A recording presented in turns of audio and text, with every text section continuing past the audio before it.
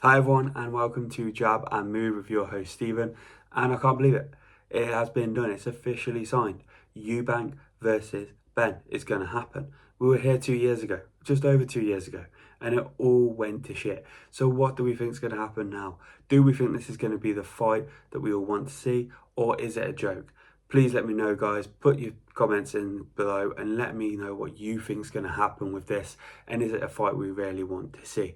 I'm going to break it down very quickly, the pros and the cons, and we'll go from there. First of all, the biggest pro is the absolute money involved. The promoters have done a beautiful bit of business here, and money making exercise is going to be phenomenal. They are trading off their fathers' names. They haven't got the history yet, they haven't got the champion status, but what they have got is the names, and they're using that along with the family bad blood to bring that forward and see if it's redemption for either family, which is huge. I can't blame the promoters. It is an absolute steal of a fight, and they're going to make a shit ton of money, and I can't blame them for that. Both fighters are going to get paid, the promoters are going to get paid, everyone involved is going to get paid, and it's going to be an absolute money maker from the start all the way running up till fight night on April. So yeah, as a pro, money making, business making, you can't argue with that. Absolute genius. But there are a lot of cons. The first one being, what's happened to Conor Benn and this two failed drug tests? So we just now forgot about this? Has this gone? Has this been resolved? We've kind of had some statements come out saying it's all been done, but we haven't really still known what caused the two adverse test fails. What was the issue before that? What caused the drug to be in his body? Has he served his 4 years? Obviously, it's all strict liability and stuff. Has he proven where it's come from? None of that's been answered. So we actually don't really know what's happened with Conor Benn in that sense. And it's just kind of been like, yeah, it's done. They've passed. They're allowed to. Great. So, like I say, I don't want to go into what's gone on now. I think we can all guess in a way potentially what's happened. But yeah, it's done. It's finished. Great. Cool.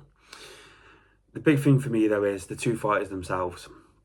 Do they even deserve this? Or is this just, like I said, trading off their father's names? And for me, it's the latter. It's trading off their father's names. With Eubank, he should have been a world champion by now, at least in one way. He has got phenomenal skill. He is a fantastic fighter. And barring the world champions in Britain that we have, he is the most marketable fighter out there. But what has he decided to do? He decided to chase little flashy fights. He decided to go for the money, tell us about what he's got and what he hasn't, what he hasn't got, and the money he's got on the side, and his villas and all the other stuff. And that's fantastic. That's great. Have all that stuff. I don't blame any fighter who's going to get paid a shit ton of money for fighting. Fantastic. You're getting punched in the face. Of course, you're going to want to make a ton of money. But go for that world title. You are a great athlete. You can be a great fighter, but you choose to concentrate on the money and the poker and the villas and everything else, instead of going for that world title that we all know that you can do it. So yeah, for me personally, at the moment it's a wasted talent. He should have won a world title by now, and he already should be sitting there when he gets older, looking back on his trophies and his bouts and his titles, thinking of a well respected career. At the moment, I don't think he's got that. It might change in the next couple of years, but he's got to do some drastic change before that. When it comes to Conor Benn, he's a bit of an enigma. I liked him. He was fine at 147 and he was doing phenomenal. He's going out to America, he's winning fights. He was quickly becoming the next big thing within UK boxing. He was the one that I thought would rise up and be the biggest star coming, along with Azim, along with Atoma. I thought would be saying Conor Benn is the next big thing. But then I think he stopped with one fight short of a world title at 147.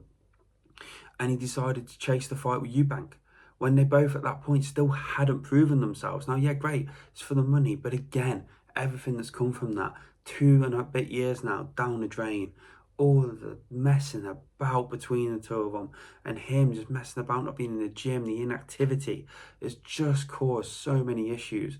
And part of me feels for him in a way, because I think actually it should have been handled better and it should have been done better. And like I said, has he cheated? I don't know. But if he hasn't cheated, he's been dealt a really bad hand. But again, he's just gone the wrong path. This is a money fight. This is a fight for namesake. This isn't a fight for world titles. This isn't a fight for prestige. He could go now. He could really kick on with his career, go at that 147 and win that world title and be a world champion in boxing. And that is phenomenal. He could do it at multiple weights. He has got the talent. I know he has, 100%. So again, for me right now, it's just a shame. I just feel he's wasting his talent. He's wasting his time. Yeah, money's great, but he doesn't exactly come from a poor household. He can make more money. And if you're good enough, you're going to be rich enough. And that stands for the both of them. So, like I said, finally with me, it's also the weight, the disparity in weight. We're going to be fighting at 160. That's comfortable for Eubank. We've seen him against Liam Smith and stuff. He looked good, he looked sharp, he looked ready. But with Benn fighting at 147, I'm not so sure. I don't think that's a wise decision to jump up nearly a stone. Now, people have said before he walks around at 170. I'm not too sure about that, because if he was getting to 147, that's like a 20 plus pound weight difference just to get to that weight to fight. You would be extremely exhausted. You would barely be able to function, let alone go and win championship bouts and high-end athletic boxing matches. So I'm not so sure. I don't buy into that. I think he does run it a bit higher. I do probably think naturally he might sit at 155, maybe between 155 and 160, but he fights at 147. That has been his forte. So going up to 160 is going to be a bit sluggish. It is going to affect him. He probably hasn't fought a 12 rounds at 160, whereas Eubank is drilled at that, and he is absolutely engaged into the 160 category. So yeah, like I said, there's a few things here. As a business and money making deal, phenomenal. For both of their careers, they're trading off their father's names. They both haven't hit the heights of the career that I think they should have. They both should be world champions right now, absolutely. If it wasn't for Benn having a 2-year hiatus because of the issues with the adverse findings, if it wasn't for Benn messing about with his career, they'd both be British world champions. And that'd be a phenomenal fight then, because they'd have world titles, they'd be distinguished, and we'd want to watch it even more. So yeah, let me know what you think, guys. I think there's some big holes in this fight, but am I going to watch it? Yes, because it's engaging, and no doubt, especially with Turkey Al Sheikh behind it, there is going to be a phenomenal boxing card under it as well, and that'll be personally my focus moving forward on that. And once we get a bit more information, we will see what the thoughts are on the fighters and what we all think is going to happen. Is it going to be the blockbuster that we want? Is it the fight that we need, or is it a joke? Let me know, guys. Leave a like, comment and subscribe below, and we'll see you next time. Take care. Bye.